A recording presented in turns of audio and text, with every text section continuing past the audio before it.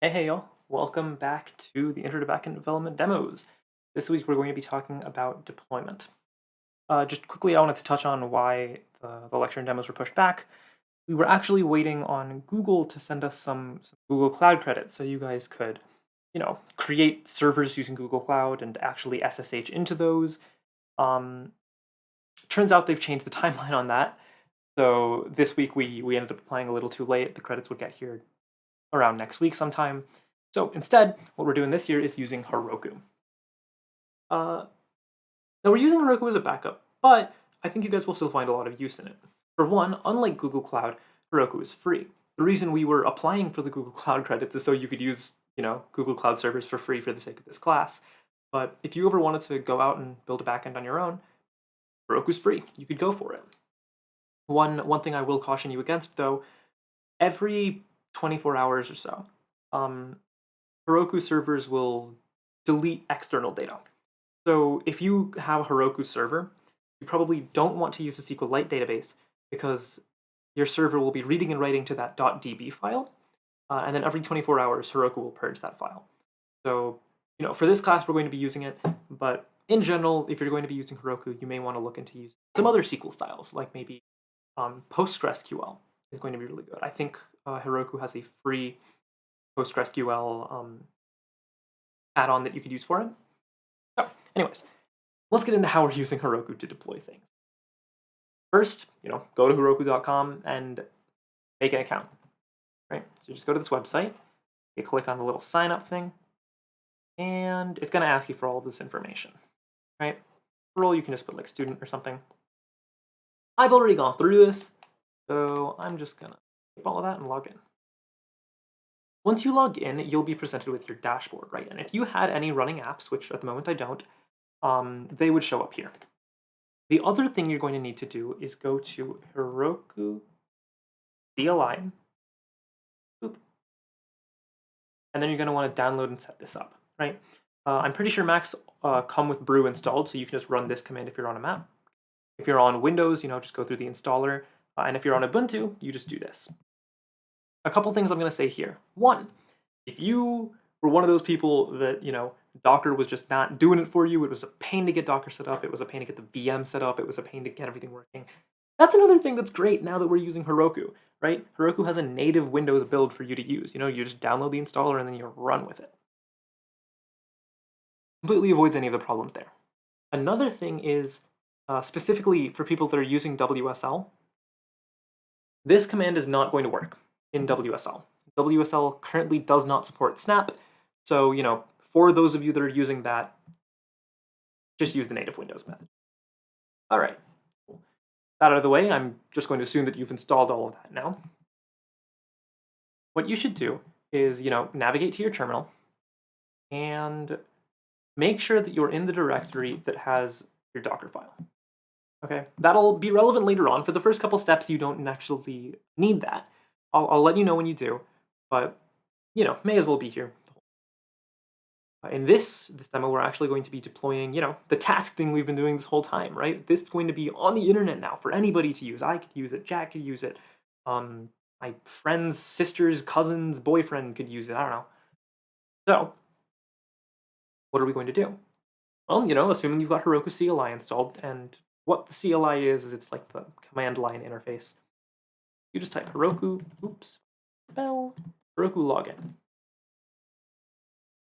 That's going to prompt you to log in, so you just hit key, and opens that up in the browser, so then I just log in. Cool, logged in. So now I can go back to my terminal, and we can see logged in as RM834 at Cornell. Perfect. What's next? Heroku, like Docker Hub, has a container registry. What a container registry is how we were making Docker containers stuff last week. We pushed those to Docker Hub, which is a container registry. Or DigitalOcean has its own container registry with this whole droplet system they have.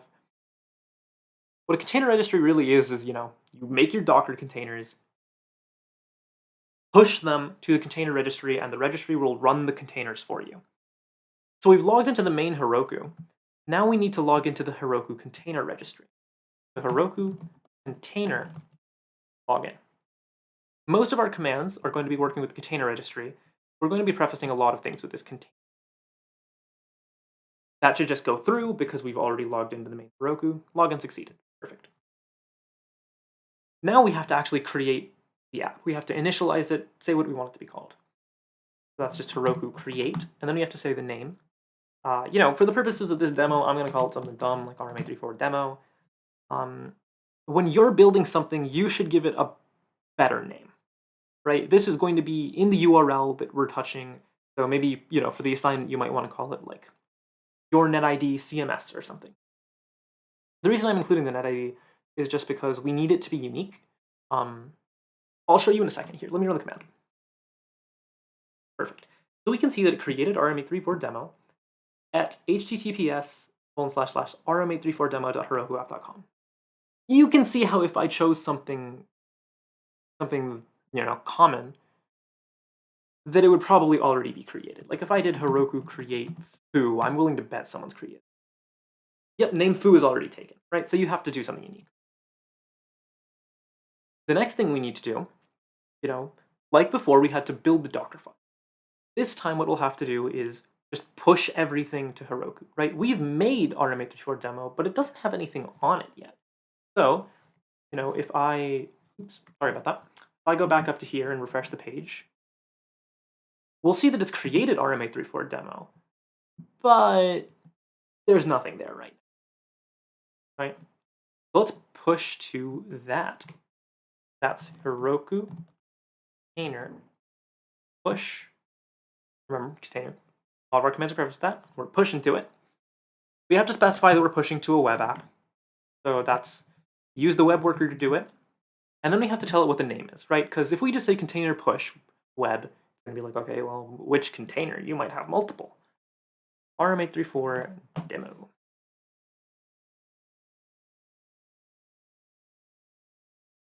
Actually, let me cancel that.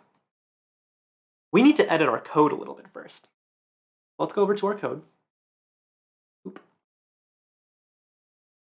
I scroll down to the bottom here. We see this if name, we see this if name equals main part, right? For one, now that we're deploying to a server, we want this to be in release mode, right? Debug equals 2 is nice to let us know what routes are being hit for debug purposes, but it can slow down our server when it's in production. So we just want to remove that. The other thing is, we don't know what port Heroku is going to use to run this. If you remember when we wrote our Docker file, in our Docker compose file, we kind of exposed the port 5000, right? We don't know what port Heroku is going to expose. So what do we do instead, right? We can't just assume it'll expose 5000. Maybe it has multiple different things running on the server that's behind our server. So what we should do, we should import OS. And the reason we're doing this is because Heroku doesn't leave us in the dark. They actually tell us where, what port we're going to be running on in an environment variable. You might have seen environment variables before, on Windows if you're editing your path. On Unix, they're used all the time. If you're on Linux, Mac has them too. Heroku will store our port in an environment variable. So let's just grab that. Port equals os.environ.get. os.environ is a dictionary mapping keys, the environment variable's names, to their value. And so we want to get the port variable, and we can default it to 5000. That way it'll still work just in case. And then we just say port equals port. Because we're setting it equal to the port that Heroku has given us. All right. Now I should be able to run Heroku container push web. I've had to record this demo already once, and I forgot to do that, and it messed some stuff up later. So make sure that you do that, because otherwise your web app will crash. Should be able to repush. Cool. So your image has been successfully pushed. You can now release it with the container release command. So if I just run Heroku container release web app RM834 demo. All right. So now if I go back here, let's open the app again. And it'll take a little bit. partially because one of the ways that Heroku works is it says, hey, sure, I can store all of this stuff for you absolutely for free. Perfectly loaded. But that's gonna cost me a lot of bandwidth. So I'm going to kind of deactivate your server when there isn't traffic. When there is traffic, you should be good, and if there's not traffic for, I think, half an hour, your server gets deactivated. While your server is deactivated, you might be like, oh, well, if it turns off my server, that's terrible. Yes and no, right? It turns off your server, but then it's constantly checking to see if traffic is coming in. If traffic is coming in, then it will turn on your server for you. You're like, okay, well, that's fine. Well, here's the no part. Turning on a server is much slower than using a server that's already running. So if your server is turning on, it'll take, we just saw, it takes a bit of time for it to turn on. All right, so this is our URL. Let's just test this in Postman to see if we can actually hit things here, right? Because this is publicly available. Y'all could hit this if you really wanted to. Well, let me go to Postman. Let's just do a quick GET request to make sure, Postman's working. That's true data. Perfect. If I just do tasks, just get those. Perfect. And now let's post something, right? Description. Jack has been threatening to show me Grease 2 again. So I want to stop Jack from watching Grease 2. There we go. Kernel server. Done false. Not lowercase because I'm not in Python. Cool. And so now if I go back here and refresh the page, that's been updated. We can add subtasks too if we want. So if I just do tasks 1 subtasks, then I can say, the first thing I should do is probably delete Grease 2 off of his computer. I can't type today. There we go. Refresh the page again. And, we can see all of this stuff is updating in real time right when I send those requests.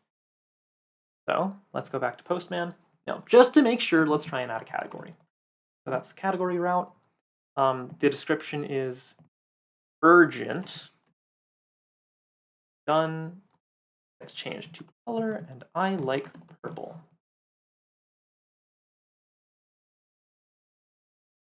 Refresh the page.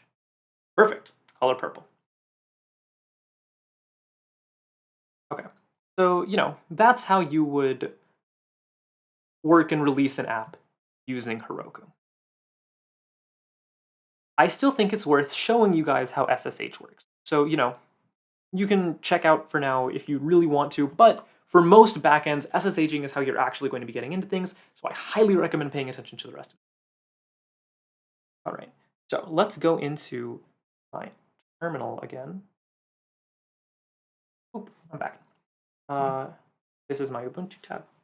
First, let me just ls to show you guys what I have in this directory. So I have a bunch of things here. This is my kind of app dev work directory. Two things I want to point out are eateryserver.pem and transitserver.pem. Those are, you can kind of think of them as passwords. The way that PEM files work is it's this RSA encrypted key that's going to let us into the server. So if I just try going into, say, the transit server without the PEM, right? So let's say I delete this. Asking for my password, we're good so far, and permission denied, right? Obviously, for security reasons, I can't show you what's in the PEM file, but it's just this RSA encrypted key that will let us into the server. Just a quick recap in case you were zoning out during that part of the lecture or something, totally fine. SSH stands for Secure Shell Protocol. It's essentially just saying, hey, if I SSH somewhere, that'll let me remotely use that computer. So we're going to transitbackend.cornelappdev.com, which, will get translated into an address, right? That's just a URL, DNS stuff. You remember the first lecture, this will get translated to an address through the domain name system. And we're logging in as the user appdev. So this appdev at means login as user appdev at this address. Cool. So now if I sudo with the PEM key, we can see that we get in. Perfect. So what do we have on this server? Well, we have a Docker Compose folder. Let's cd into that. That has a bunch of random stuff in it. It has some environment files. Has the Docker Compose.yaml. So let me show you what's in our Docker Compose. Transit is actually running 3 different servers. It's running a Node server, which is written in Node.js. It's running a Python server, which is written in Python. And it's running a map server. So these are all different, images that are being run in this server. So if I Docker PS to show you guys what's currently running, we can see the map is running. We can see the G-hopper walking. So this is like our walking route generator thing is running. We can see that the Python one is running and the Node.js one is running. And all of those are running concurrently through the use of Docker Compose. The main thing that I wanted you guys to take away from this little last tangent, normally what we would have had you guys do is go into Google Cloud, provision a server from them, and then you guys would have SSH'd into your server name, your server here, pulled your Docker Compose file, and then ran it. Fortunately, we couldn't do that this semester. Another just quick thing, if you're a Windows user, you won't just be able to type SSH. I'm using a special terminal, so I can. If you want to do it, you'll have to either use this terminal, which is called the Windows Subsystem for Linux. You could look into it. Or there are a plethora of alternatives. I recommend Putty if you haven't SSH'd into things before. Putty is Putty. It's just a Windows executable program that will help you SSH into things. You could also look into, you probably have Git installed. If you don't, look into that. But if you install Git, that'll come with Git Bash. You can also use Git Bash to SSH into things. All right, okay, so that's the lecture for today. I hope you guys enjoyed it. Have a great one.